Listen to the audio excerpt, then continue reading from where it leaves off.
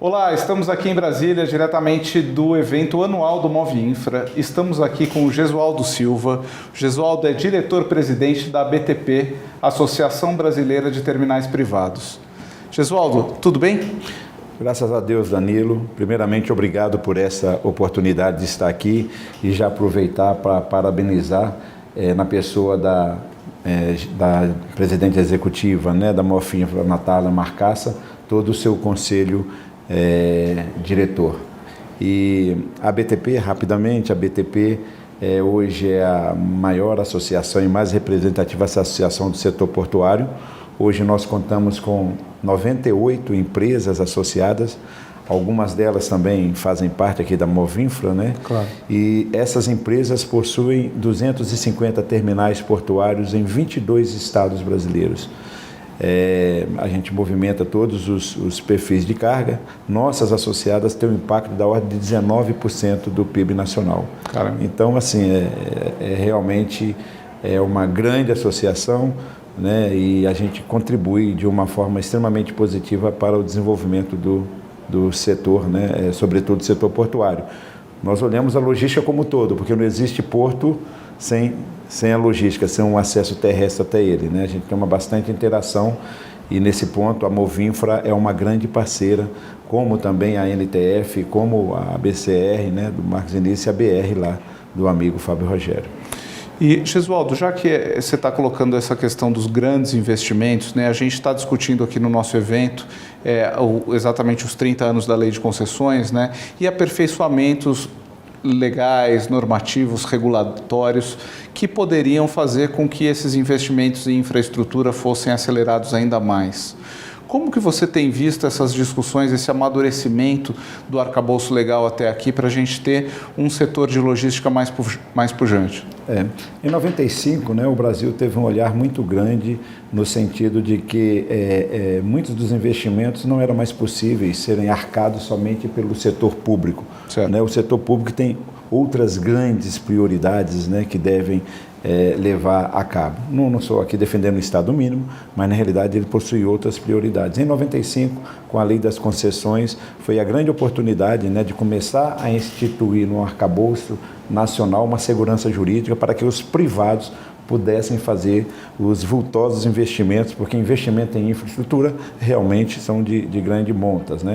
E a gente vem acompanhando de lá para cá sempre boas inovações. Em 2009, nós tivemos 2004, na realidade, a 11.309, que foi a lei das PPPs, onde trouxe dois marcos importantes, que foram as PPPs concessionadas e as administrativas. Certo. As concessionadas era aquele tipo de concessão em que era difícil o privado assumir sozinho, porque tinha uma margem de risco muito grande. Tipo uma estrada que levava a algum lugar a um outro lugar que você não tinha ali mais ou menos uma previsão exata de tráfego e ela por si só não se pagava. Tá bom. Então, com esta lei, o governo tinha uma parte que ele patrocinava desse processo. E na lei da concessão havia também uma deficiência que era para atender às necessidades do próprio governo. E pela essa 11.309 de 2004 vieram as PPPs administrativas, em que o privado vem, faz todo o investimento, faz toda a operação e o governo, na realidade, o ente público é que paga. E eu faço questão de falar nisso, porque existe uma única parceria público-privada administrativa federal. E eu tive a grata satisfação de ser o viabilizador dessa parceria, que é um complexo Data Center Capital Digital do Banco do Brasil e Caixa Econômica, aqui em Brasília, na Granja do Torto. Sim, Biotic. Na época, exatamente. Na época, tivemos um apoio muito grande da estrutura do Ministério do Planejamento, que era lá o Maurício Portugal, era um dos líderes, Lucas Navarro, e no TCU a gente teve também vamos dizer assim, um patrocínio muito grande do ministro Benjamin Zinler, à época, que era bastante entendedor. No setor portuário, na realidade, a gente não tem muito assim uma forma de concessão nativa. Tivemos agora a concessão do Porto de Vitória. Sim. Ali, de fato, é uma concessão. Mas o que nós temos dentro do setor portuário hoje é uma figura que é chamada arrendamento, que na realidade é uma cessão onerosa de uma área pública, para que em cima desta área possa exercer um serviço de relevante interesse público, mas que também pode ser exercido fora dessa área, que são os chamados TUPs, os portos privados. Então, que são os arrendamentos dentro dos portos organizados e fora os TUPs. Nesse contexto, né, esse sistema foi introduzido, né, no arcabouço jurídico nacional lá em 1989, com a Lei 8.630, que foi chamada a primeira lei do setor portuário, né? E que cerca de 20 anos depois, em 2013, né, ela teve vamos dizer, não vou dizer uma revisão, porque acabou tendo outro marco legal, que foi a Lei 12.815 de 2013, na época lá do governo da presidente Dilma. Ela tinha a Lei 8.630 trouxe o privado para fazer exploração portuária, que até então a sua grande maioria era feita pelas próprias empresas estatais, e de uma forma que já não se concebia mais no mundo todo, já estava passando para o mundo privado, porque tem atividades que têm que ser feitas pelos privados mesmo, né? E a 12.815, ela trouxe alguns pontos assim, positivos nesse processo, no sentido de atrair o capital, como, por exemplo, abrir para que esses terminais fora dos portos organizados, fora dos portos públicos, são chamados TUPs, pudessem movimentar quaisquer tipos de cargas. Antigamente, antes da 12.815, eles eram restritos a cargas próprias ou algumas cargas ali marginais que eles pudessem seguir. Então, a 12.815 trouxe isso, mas trouxe também algumas outras coisas que hoje encarecem de ser revistas, né? Tais como uma excessiva centralização das tomadas de decisões aqui em Brasília.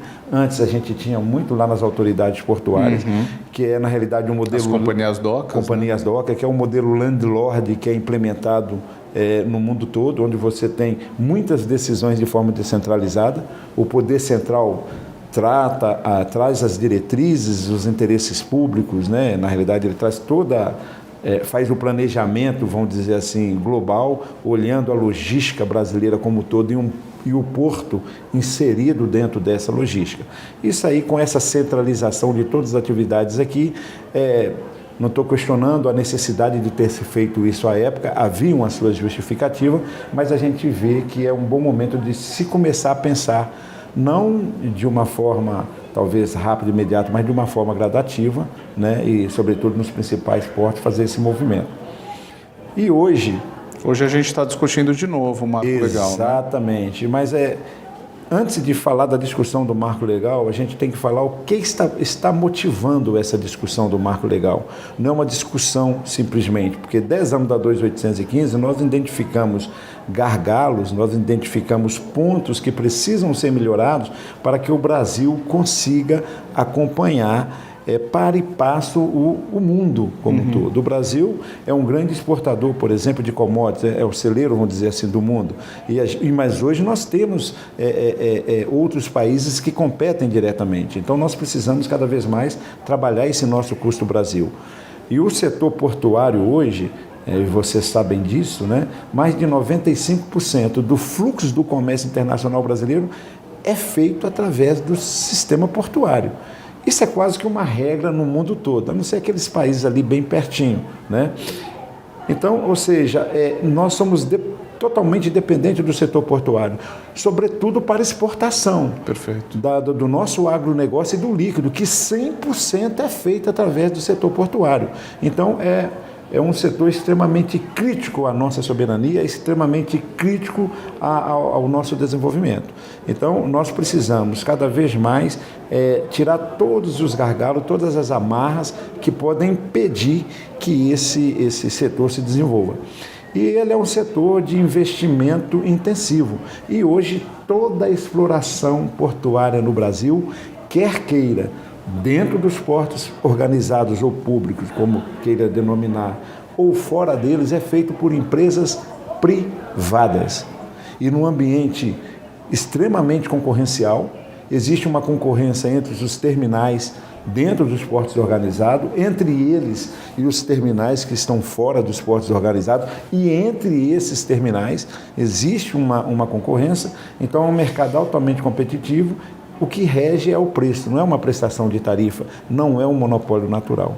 Então é preciso que hoje existe uma diferença regulatória em relação a esses terminais que estão fora e entre os terminais que estão dentro, mas mais do que isso, né? Existe todo um aparato regulatório para esses terminais que estão dentro dos portos organizados que dificultam e dão insegurança aos necessários investimentos que precisam. Vou dar alguns exemplos. Reporto, que vocês acompanharam aí. Olha que luta para garantir. E o reporto, nada mais, nada menos, ele já deveria ter sido internalizado no arcabouço tributário brasileiro, o que está se fazendo agora com a reforma tributária. Porque país nenhum do mundo tributa investimento em infraestrutura. Para exportação, principalmente, né? Sobretudo para exportação, né? Você tem que deixar o seu produto competitivo. Uma outra questão, né? A modelagem com que hoje são feitos os arrendamentos. O governo funciona muito como um sócio e ele tenta explorar o máximo daquele orçamento, quando na realidade ele tem que ver um porto e aquele arrendamento como uma ferramenta para escoar as nossas riquezas. Então, na realidade, ele tem que deixar aquele cara fluir, fazer os investimentos necessários por conta e risco para atender às demandas. Então, o que foi identificado é que, graças a Deus, as demandas do Brasil estão crescendo cada vez mais, tanto é que toda a nossa infraestrutura de logística está tendo que ser revistas. Não sei se vocês estão com o costume de viajar de carro aí nas estradas, olha a quantidade de caminhões e bitrens que tem hoje. Isso significa o quê? Que nós precisamos buscar um equilíbrio na nossa matriz logística, utilizando ferrovias, utilizando hidrovias, que o Brasil tem bastante, para que a gente use o melhor desses modais, né? Então, no setor portuário é a mesma coisa. Em termos de investimento, nós vimos fazendo os investimentos, nós vimos colocando as tecnologias, até porque nós recebemos as pressões mundiais, porque o mesmo navio que para em Singapura, para lá na China, a maioria para aqui no Brasil. E nós temos que atendê-los na mesma velocidade, porque o navio parado é um preço altíssimo de demurrage em cima disso. Então, nessa parte, a gente caminha-se bem, com muita questão de insegurança jurídica ainda que precisa ser olhada, tá? Mas na parte aí nossa regulatória, a gente está muito aquém do que os países que, sobretudo que a gente teve a oportunidade de visitar, a Alemanha, Roterdã, Estados Unidos, eles estão no estágio mais avançado dessa liberdade. Então, e diante dessa demanda, diante dessa defasagem, e diante também das oportunidades geopolíticas que o mundo hoje oferece, e o Brasil pode se candidatar, sobretudo pós-pandemia, que havia uma centralização de produção, né, dos principais produtos na China e Índia, o mundo viu que não dá para ficar nessa dependência, né? E então outras nações estão sendo olhadas, e o Brasil tem toda a condição de se posicionar, mas para isso é preciso que a gente tenha a nossa infraestrutura, sobretudo portuária, adequada. Foi nesse sentido, né, que o presidente da Câmara dos Deputados Federais, com essa sensibilidade, montou uma equipe de juristas, que é uma praxe no Congresso Nacional fazer isso, né? No Código Civil já foi feito isso, parece que na lei das informações digitais também já foi feito isso, e ele chamou uma equipe de juristas lideradas por um ministro do Tribunal Superior do Trabalho, o relator, um desembargador do Tribunal Superior do Trabalho, esteve ministro do TCU, o diretor-geral da ANTAC e outras juristas aí conhecidos no mercado, para que eles analisassem o nosso atual arcabouço diante dessas necessidades e ouvissem a sociedade, e eles ouviram. Foram várias audiências públicas, a ABTP fez questão de participar de todas, dando a sua sugestão, e vimos nessas audiências públicas vários stakeholders participando, como as federações laborais, como representações dos usuários, né, de cargas, todos eles participando desse processo. Então foi um processo bastante rígido, bastante transparente, e que redundou agora, então, nesse anteprojeto que eles acabaram de apresentar nesses dias, e que a gente agora também está debruçado em cima deles. E você tem alguma expectativa de quando isso pode ser votado ou implementado? O que acontece? É um anteprojeto que foi elaborado por essa comissão de juristas. Perfeito. Agora foi entregue ao presidente Lira da Câmara. Aí ele tem várias coisas que ele pode fazer com isso. E o que a gente espera que ele vai fazer é transformar num projeto de lei e aí começar a correr dentro do processo legislativo de ampla discussão, Sim. que é normal de se aconteça, né? Perfeito. Dada a urgência que o Brasil tem para que esses investimentos ocorram, olha, nós temos pedido investimento para outros países, porque esses terminais portuários que nós temos aqui, alguns deles são brasileiros nativos, mas a maioria não. São de grupos internacionais. Sim. Que têm terminais em outros países e que na hora de decidir investimento, eles decidem para onde vão em função, sobretudo, da segurança jurídica que eles têm do retorno daquele investimento que eles estão fazendo. Porque negócio aqui no Brasil tem, né, Gesualdo? E muito. Carga para transportar não falta, né? Não falta. O que a gente precisa é dar estabilidade jurídico-regulatória, desburocratizar. E o governo também sentiu isso. Quando eu falo governo, lato sensu, a Câmara dos Deputados chamou essa comissão de juristas. Sim. O Ministério dos Portos e Aeroportos, junto com a Casa Civil, criou o Navegue Simples. Sim. E qual é o objetivo? Se você for ver o tema deles todos, é justamente esse. Perfeito. É desburocratizar, liberdade de investimento, deixa o empresariado assumir os seus riscos, fazendo aquilo que ele sabe fazer bem no ambiente competitivo. Legal.